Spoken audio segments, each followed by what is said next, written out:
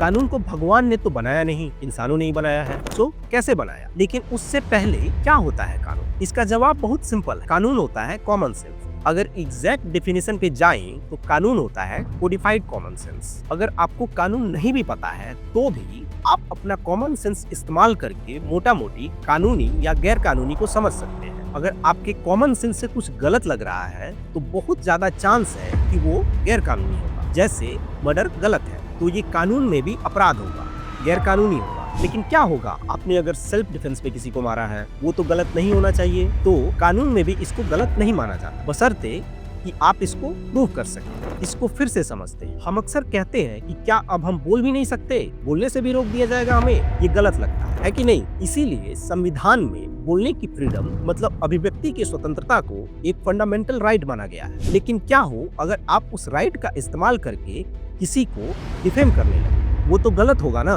तो इसको रोकने के लिए डिफेमेशन लॉ बनाया गया है। फिर आप कहेंगे कि क्या चोर को चोर भी नहीं कह सकते? बिल्कुल कह सकते हैं।